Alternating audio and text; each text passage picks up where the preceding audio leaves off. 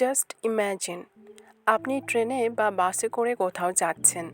হুট করে পাশের সিটে বসা মানুষটি আপনার দিকে তাকিয়ে ইংলিশে কিছু একটা জিজ্ঞেস করলো। হয়তো খুব সিম্পল কিছু, excuse me, is this seat vacant, বা do you know when will reach the station. সেই মুহূর্তে কি বুকের ভেতরটা একটু ধকধক করে ওঠে? মনে হয় তো, আরে এখনই যদি ভুল ইংলিশ বলে ফেলি, উনি কি ভাববেন? লোকে কি হাসবে? But believe me, I know that feeling. আমি নিজেও একদিন ঠিক আপনার জায়গায় দাঁড়িয়েছিলাম। কিন্তু আজ আমি আপনাকে বলবো, এই ভয়টাই আসলে আপনার সব থেকে বড় সুযোগ।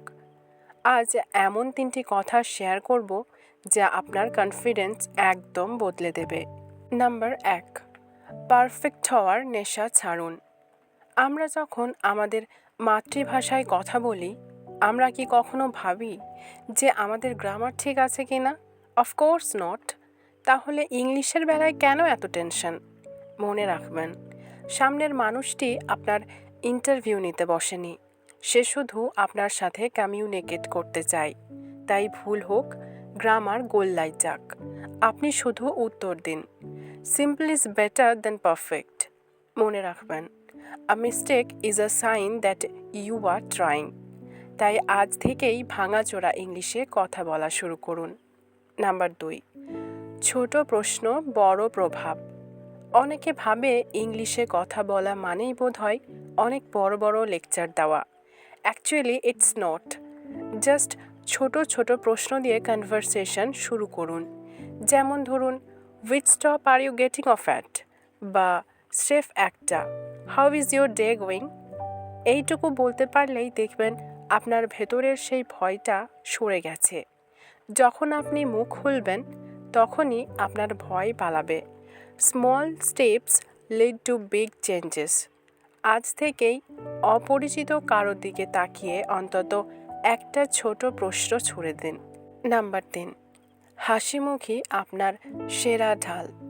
এটা হয়তো কোনো টেক্সট বুক টিপস নয়, কিন্তু এটা লাইফ চেঞ্জিং। কথা বলতে গিয়ে যখনই আটকে যাবেন বা সঠিক শব্দটা খুঁজে পাবেন না, ঘাবড়ে যাবেন না। Just give a sweet smile.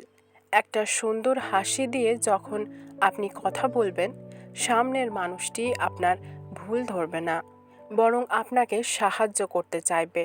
Speak with a smile. মনে রাখবেন, আপনি শুধু একটা ভাষা শিখছেন না, আপনি মানুষের মন জয় করছেন। আর মন জয় করার জন্য গ্রামারের চেয়ে হাসির দাম অনেক বেশি। দেখুন, আমরা সবাই এই জার্নিতে একসাথে আছি।